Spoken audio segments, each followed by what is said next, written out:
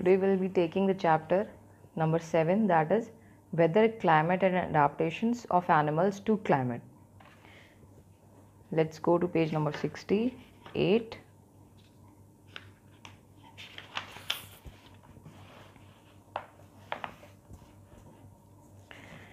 In this chapter we'll study about what is weather, how it is different from climate, and what are adaptations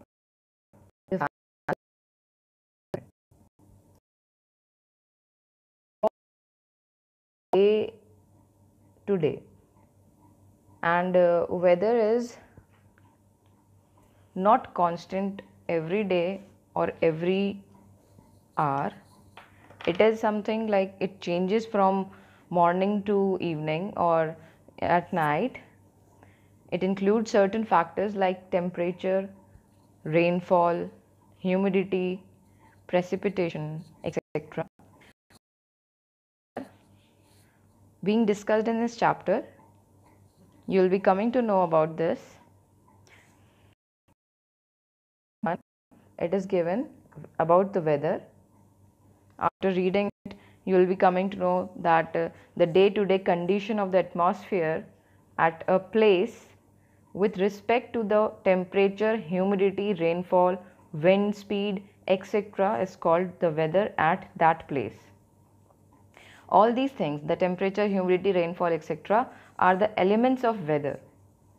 Elements का मतलब components या parts. Weather को describe करने के लिए इन सभी चीज़ों का जरूरी है. In next, you will be coming to know about the climate. Climate is the average weather pattern taken over a long time, say 25 years, is called the climate of that place. Example,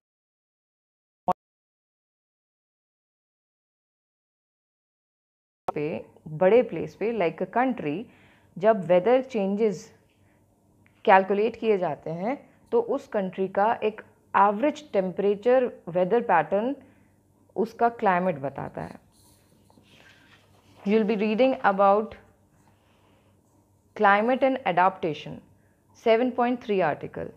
adaptation word का मतलब है adjustment. Adaptation मतलब किसी चीज़ के साथ adjust किया.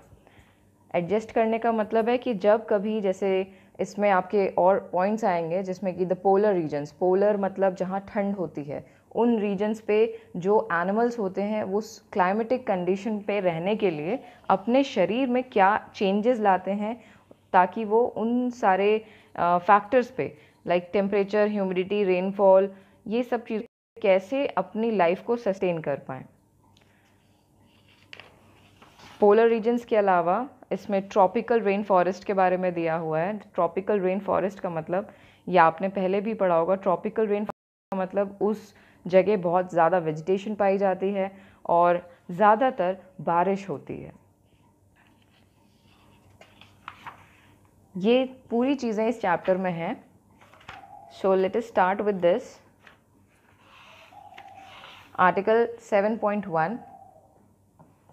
Before doing this, there is the introduction given in the chapter number 7. Do you remember the things that you were asked to pack when you were heading for a hill station?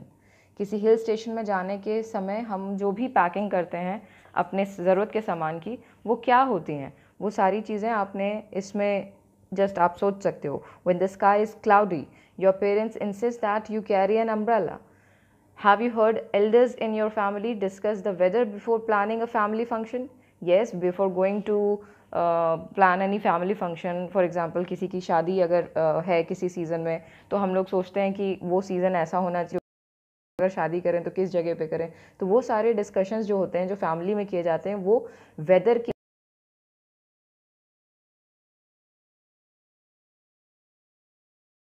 Cricket match हो या football match हो, तो उस time पे भी उस match को start करने के लिए these discussions are done just to avoid any discomfort or improper functioning of any kind of things or like जब भी कोई प्रॉब्लम आ जाए, वैसे गेम के बीच में कोई प्रॉब्लम ना आए या कोई भी चीज़ हो, इस तरीके से वो उन सारी चीज़ों को अवॉइड करने के लिए लाइक केपेबल होते हैं कि जब फंक्शंस के बारे में आपको पहले से मालूम हो कि वेदर ऐसा होने वाला है तो आप इस टाइप के फंक्शन इस टाइम पे ना रखें, या गेम के दौरान अगर आंधी तूफान का कोई भी अगर प्रेडिक्शन हो रहा है वेदर प्रेडिक्शंस में, फोरकास्टिंग में, फोरकास्ट का मतलब होता है कि जब वेदर को पहले से ही जाना जाए, जो साइंटिस्ट होते हैं वो इन सारी चीज़ों के लिए पहले से स्टडी कर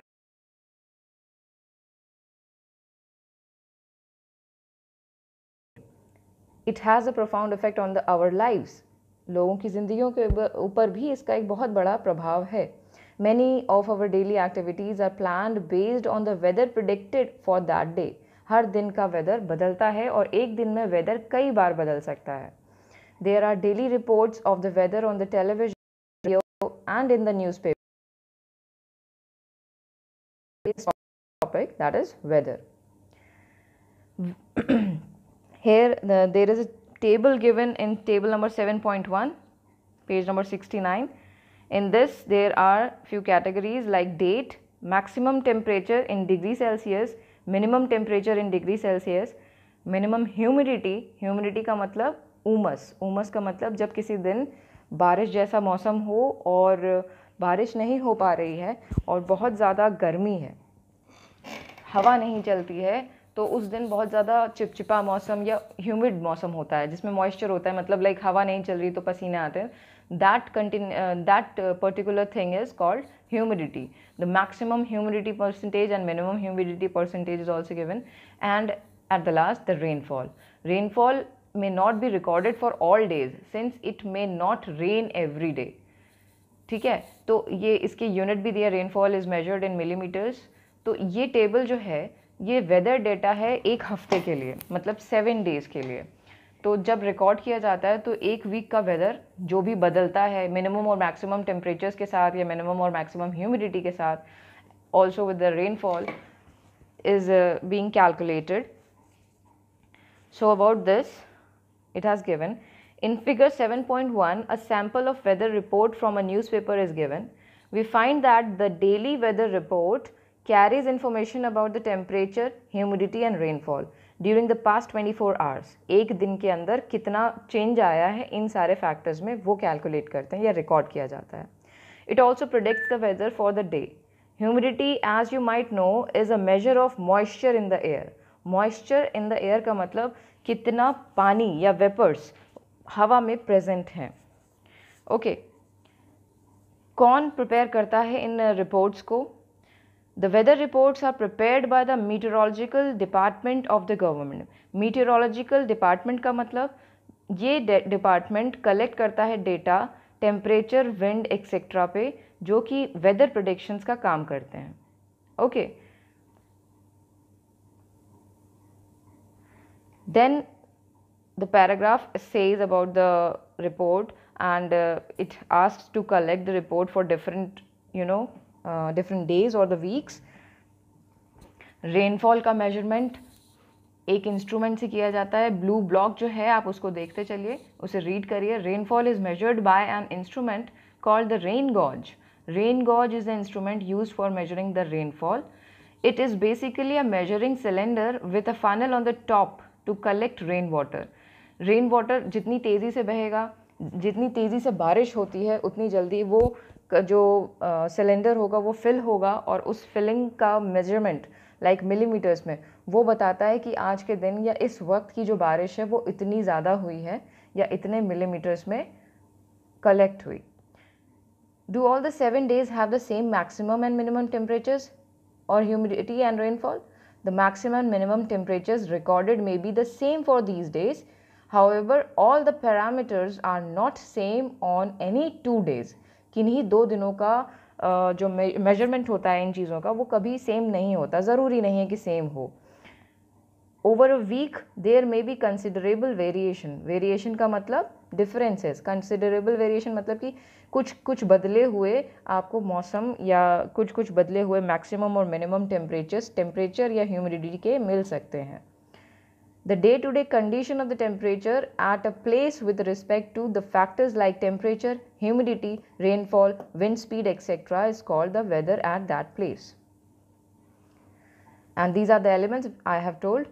The weather of a place changes day after day and week after week. That is why we often says today's weather is too humid or the weather was warm last week. The weather is such a complex phenomenon that it can vary over very short periods of time. एक दिन में कई बार भी बारिश हो सकती है या कभी बारिश भी नहीं हुई या फिर सुबह का टेम्परेचर बहुत ज़्यादा था और शाम ठंडी रही. Clouds appear from nowhere and it starts raining heavily, or a heavy rain may vanish in a matter of minutes and give way to bright sunshine. Had several such instances. Weather is such a complex phenomenon. एक असर हो सकते हैं क्योंकि ये कभी भी change होता है. It's about the nature and nature can change any time.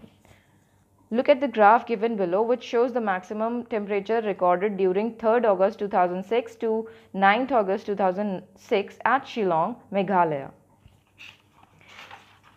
On turning the page, there is the figure 7.2 showing the temperature, the graph showing the variation of maximum temperature during 3rd to 9th August 2006 at these places. Here the data is given, date के साथ में maximum temperatures लिखे हुए हैं.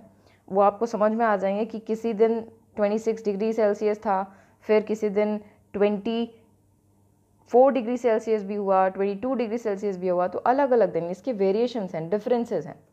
Okay, as it is clear from any weather report, the maximum and minimum temperatures are recorded every day. Do you know how these temperatures are recorded? In chapter number 4, you have learnt about the special thermometers. You must have studied in that chapter. Thermometer आप सभी जानते हैं क्या होता है. Just that instrument which helps in measuring the temperature of the body, and also these instruments are used for determining the temperature for different factors. The special thermometers for this purpose is called the maximum and minimum temperature thermometers. Okay, can you guess when during the day we have the maximum temperature and when the minimum?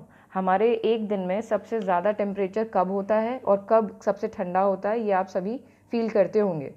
The maximum temperature of the day occurs generally in the afternoon while the minimum temperature occurs generally in early morning.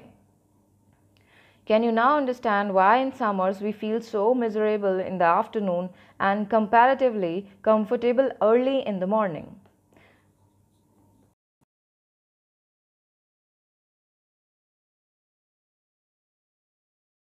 Blue block, read it. All changes in the weather are caused by the sun because sun is the ultimate source of energy. It's a huge sphere of hot gases at a very high temperature. The distance of the sun from us is very large. Even then, the energy sent out by the sun is so huge that it is the source of all heat and light on the earth. So, the sun is the primary source of energy that causes changes in the weather. Okay, the sun is the primary source of energy that causes changes in the weather. Energy absorbed and reflected by the earth's surface, oceans and the atmosphere play important roles in determining the weather at any place. If you live near the sea, you would have realized that the weather at your place is different from that of a place in a desert or near a mountain. Okay, there are different weather forecasts and different weather recordings at different type of conditions, living area or atmosphere. What about the time of sunrise and sunset? You know that in winters it becomes dark early and you do not get much time to play. हम जानते हैं कि सर्दियों में दिन छोटे होते हैं. ऐसा क्यों कहते हैं दिन छोटे होते हैं? टाइम तो 24 आवर्स का ही होता है. और देखो बेटा, मेजरमेंट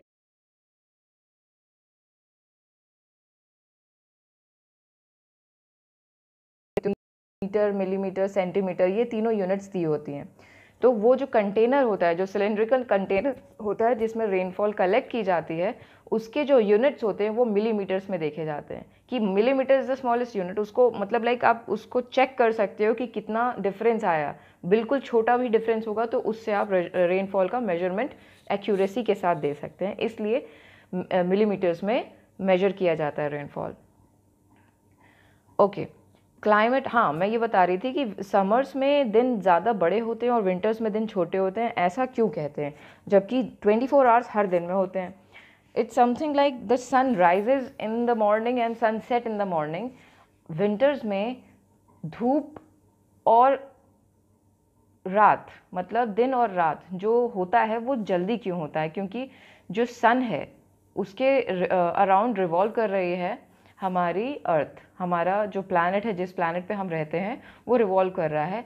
और ड्यूरिंग विंटर्स जब टेम्परेचर कम होता है तो अर्थ का जो डायरेक्शन है रेवोल्यूशन के द्वारा और रोटेशन पे भी, जो अपनी एक्सिस पे रोटेट करती है, दैट इज़ लाइक वो जल्दी दिन होता है और जल्दी ख़त्म होता है। मॉर्निंग जो है वो बहुत लेट होती है विंटर्स में और इवनिंग बहुत जल्दी हो जाती है due to the direction of the earth rotation and also the revolution.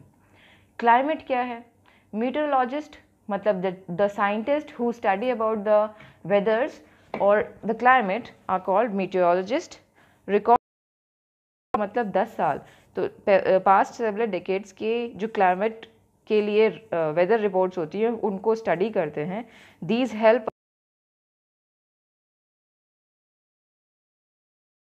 taken over a long time, say 25 years, is called the climate of the place.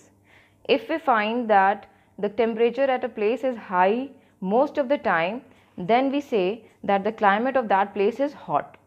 ठीक है, जब ज़्यादातर वेदर जो है, हर वेदर दिन में कई बार चेंज हो सकता है क्योंकि जो सन है, sun the ultimate source of energy, कभी उसके ऊपर मतलब लाइक जो सनलाइट हमारे अर्थ पे फॉल हो रही है उसके ऊपर हमारे अर्थ के अराउंड जो भी एटमॉस्फेयर है, एटमॉस्फेरिक कंडीशंस हैं या वेजिटेशन है, उसकी वजह से कई फैक्टर्स उस सनलाइट को एब्जॉर्ब करते हैं, रिफ्लेक्ट करते हैं, जिसकी वजह से वेदर दिन भर में कई बार चेंज हो सकता है। Okay, if there is also heavy rainfall on most of the days in the same place, then we can say that the climate of that place is hot and wet, or you have studied about hot and humid. In table 7.2 and 7.3, here the tables are given 7.2 and 7.3. There is given this information about climate of Srinagar, that is Jammu and Kashmir, and Thiruvananthapuram, that is Kerala. Information about the climate. It is given about the month from January to December, mean temperature, that is daily minimum temperature and daily maximum temperature. Mean का मतलब इन दोनों का sum divided by ये जितना month का निकाल रहे हो, that is called mean, मतलब average. Mean total rainfall in millimeters. ये दोनों patterns आप इसको study करेंगे तो the number of the total the number of mean total rainfall have been rounded off. Rounded off का मतलब ये पॉइंट में नहीं क्योंकि मिलीमीटर्स में हम चेक कर रहे हैं। So we have given the climatic conditions at 2 places in India. The mean temperature for a given month is found in 2 steps. First, we find the average of the temperatures recorded during the month. Average कैसे निकालते हैं?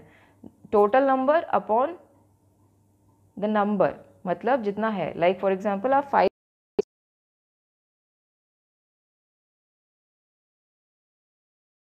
कर दिया। Second, we calculate the average of such average temperatures over many years. First step क्या था? We find the average of the temperatures recorded during the month. Second, we calculate the average of such average temperatures over many years.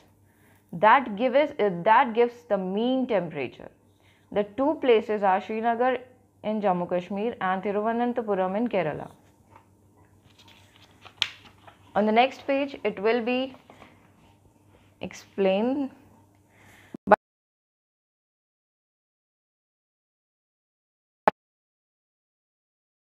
in comparison to Jammu Kashmir, which has a moderately hot and wet climate for a part of the year.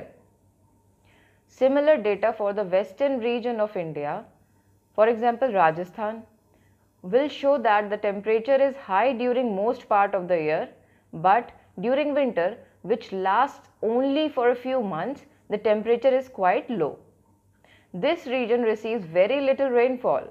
This is the typical desert climate. It is hot and dry. The northeastern India receives rain for a major part of the year. Therefore, we can say the climate of the northeast is wet. 7.3 Climate and adaptation. Adaptation word का मतलब आप समझ रहे हैं. Adaptation का मतलब adjustment with the environment. Climate आप समझ गए कि कई सालों का जो वेदर पैटर्न है उसको स्टडी करते हैं और उसका एवरेज निकालते हैं, वो होता है उस जगह का climate. Climate has a profound effect on all living organisms, whether it may be a plant और an animal. Climate plays an important role on affecting their lives.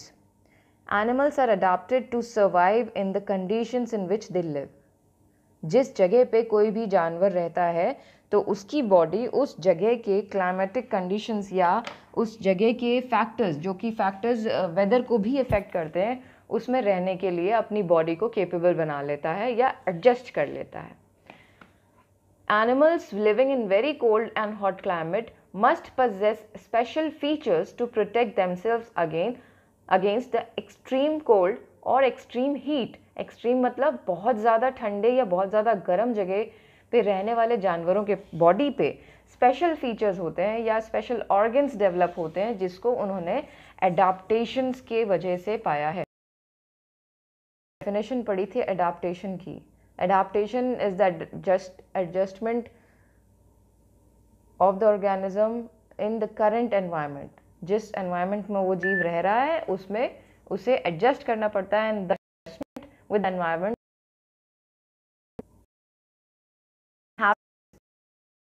to adapt to their surroundings are a result of process of evolution.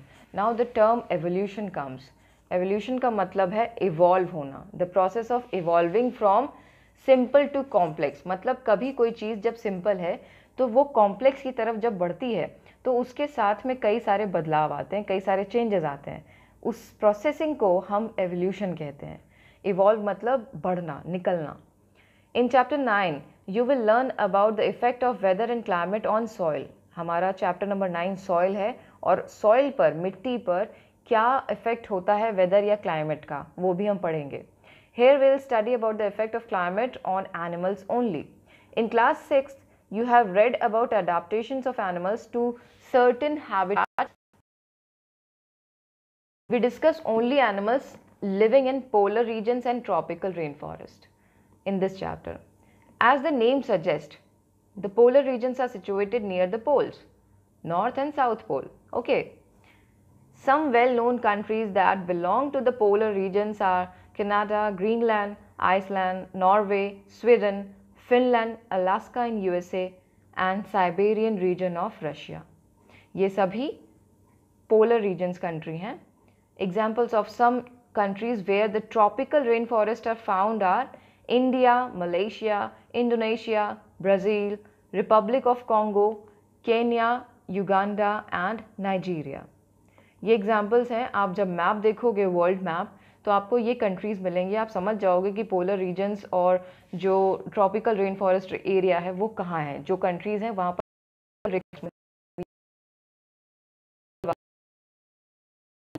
उन सारी चीज़ों के बारे में आप जानते होगे.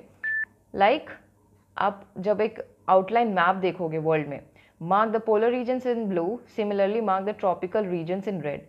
अगर मैप है तो आप उस चीज़ को देखो और अपने आप फाइंड करो कि कहाँ पर ये कंट्रीज़ हैं और इसका जो लाइक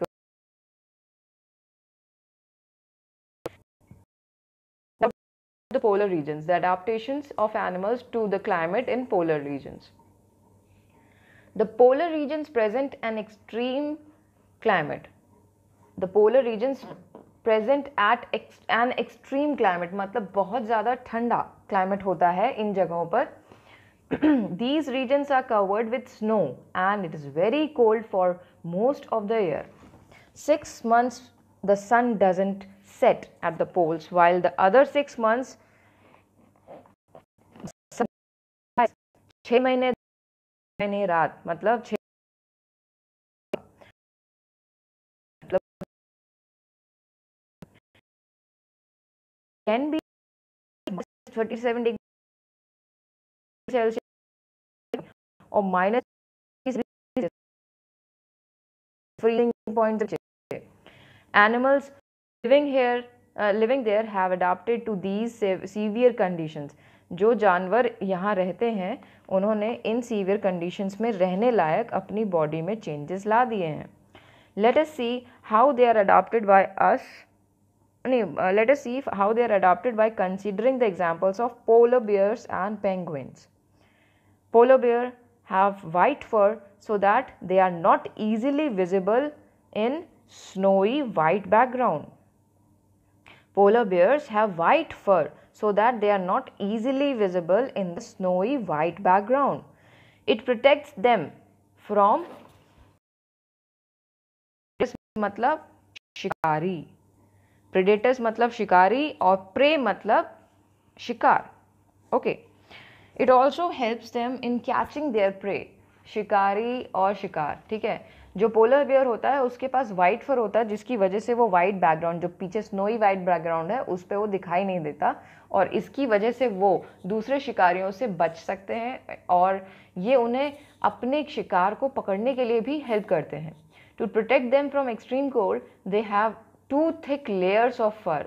हम जैसे विंटर्स में जैकेट पहनते हैं, पोलर बेयर्स के पास नेचुरल जैकेट है, डबल लेयर्ड फर जैकेट है. मतलब उनकी स्किन ही इतनी मोटी होती है, उसमें एक्सट्रीम फैट होता है जिसकी वजह से वो थिक हो जाता है और उसी वजह से उनकी बॉडी में एक इंसुलेशन होता है जो कि natural insulation from extreme cold temperature. They also have a layer of fat under the skin. आपने इन चीज़ों को पढ़ा, उसका जो वाइट फर है वो वाइट बैकग्राउंड में मिक्स होता है जिससे वो बचता है प्रेडेटर से और also it helps in catching there pray. मतलब पोलर बेयर अपने खाने के लिए या शिकार के लिए भी इस वाइट फर का इस्तेमाल करता है. लाइक वो छुप जाता है और फिर वो अपने जानवर को या अपने प्रे को पकड़ लेता है easily to protect them from extreme cold temperatures. They also have a layer of thick fat under the skin. In fact they are also well insulated that they have to move slowly and rest often to avoid getting overheated. See कितना ज़्यादा उनका fat और जो फर है वो उन्हें heat provide करता है कि उनको बहुत धीरे धीरे चलना होता है और अपने आप को ओवर हीटिंग से बचाने के लिए बीच बीच में काफ़ी देर तक रेस्ट भी करना पड़ता है. Physical activities on warm days necessitate cooling. Necessitate cooling का मतलब जब गर्मियाँ होती हैं तो वो बॉडी का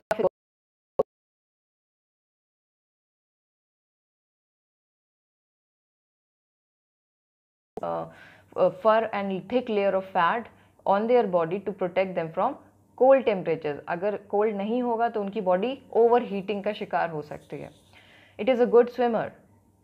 Its paws are wide and large. All these things are मतलब questioned in your एग्जाम्स कि भाई उसमें क्या अडाप्टेशन है, क्या अडाप्टिव स्पेशल फीचर्स हैं. तो you will have to write उसके पास वाइट फर होता है, उसके पास थिक लेयर होती है फैट की और उसके पास पॉज होते हैं जो कि वाइड और लार्ज हैं which help it not only to swim but also walk with ease in the snow. While swimming underwater, it can close its nostrils and can remain underwater for long durations. Okay, these are the adaptive features of polar bear. अंदर swim करते हैं और वो अपने nostrils को काफी या energy रहती है due to the thick deposition of fat layer. It has a strong sense of smell. Strong sense of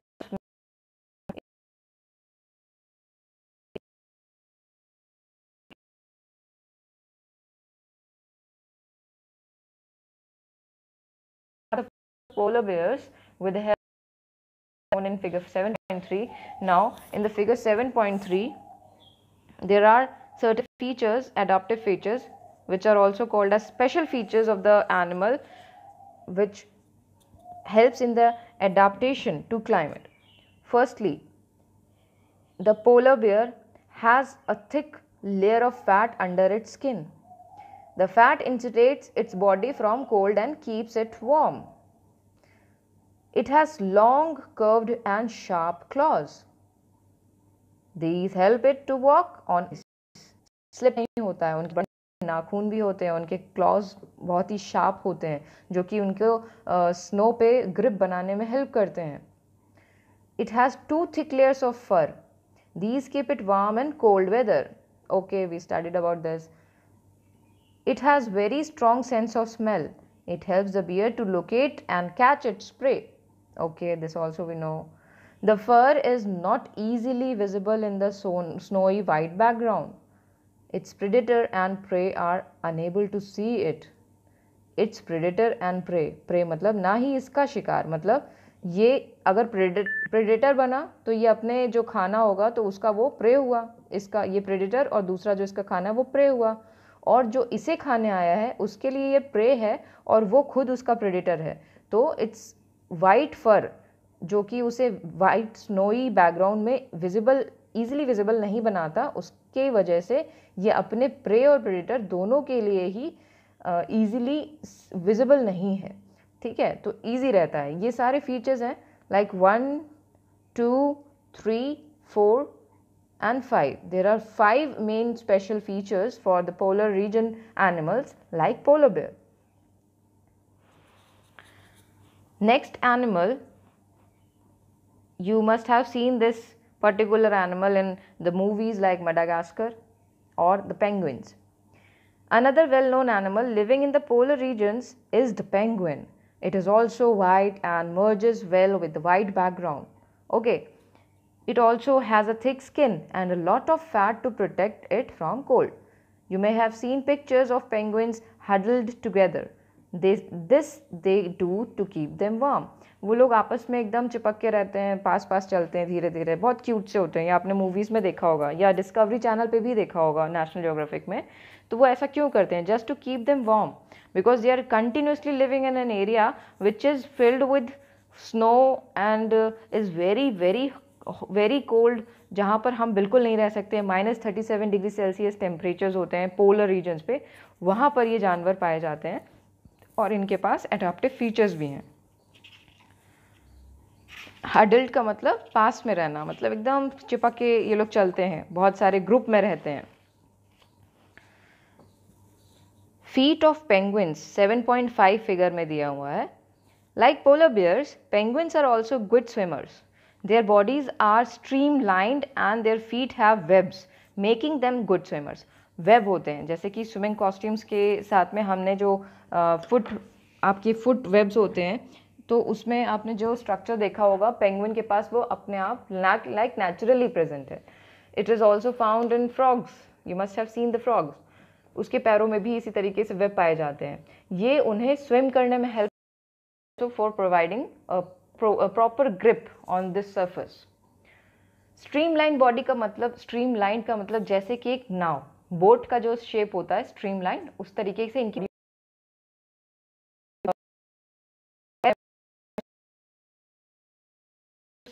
seals, whales and birds. So you must be knowing about these animals, and I ask you a question: why all these animals are living on those icy or very cold regions? Why can't they come to a bit hot regions?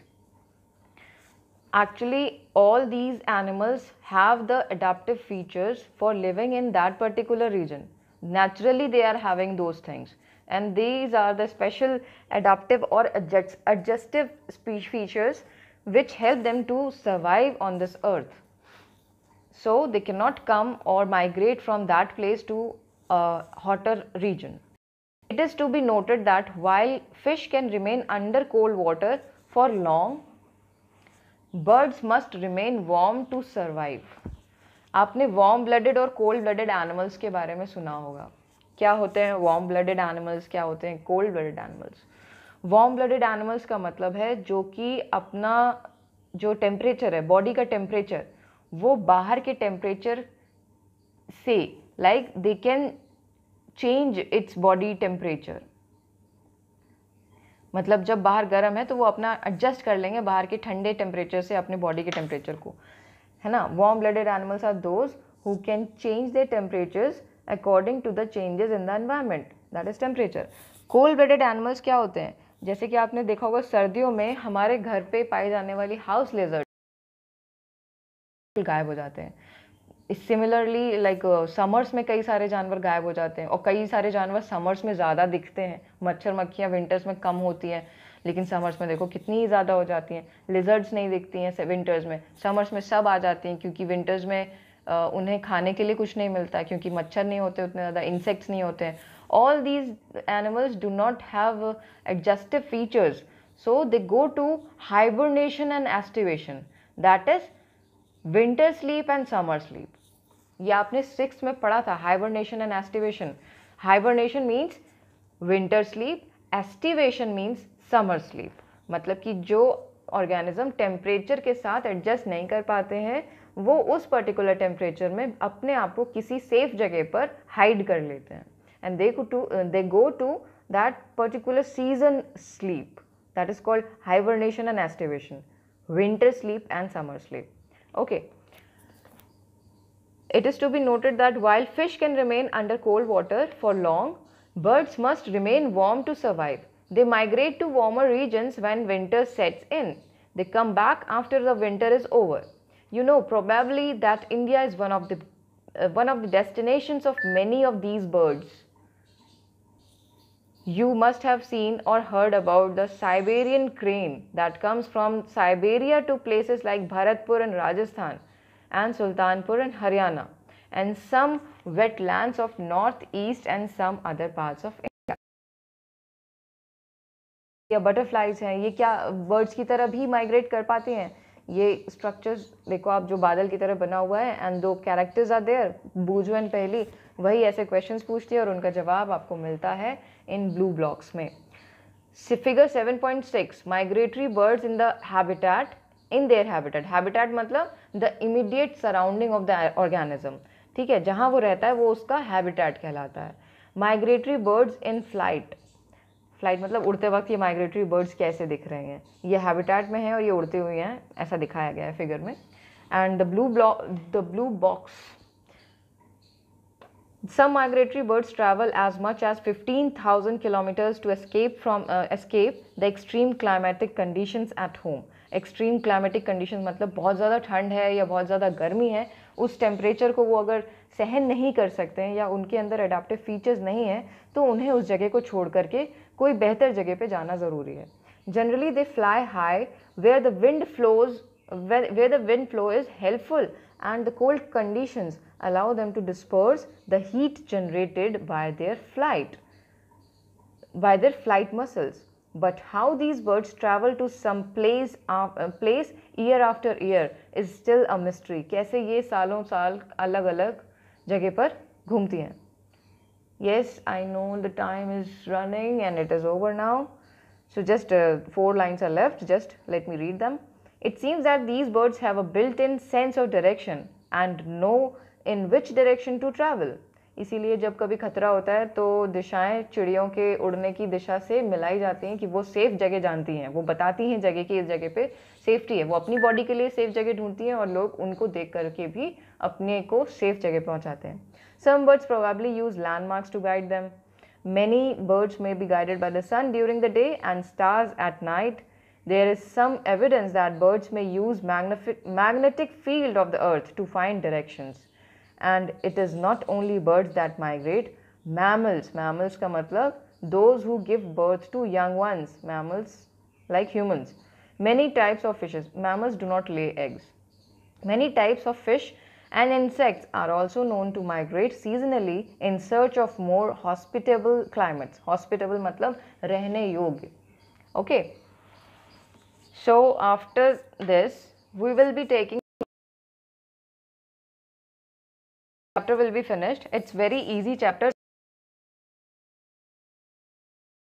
Like ये जो migratory birds हैं उनके wings में बहुत ज़्यादा power होती है जो कि ऊंची उड़ान उड़ सकती है, उन्हें हम फ्लाइट मसल्स कहते हैं. ये सभी सारी बर्ड्स के पास होती हैं.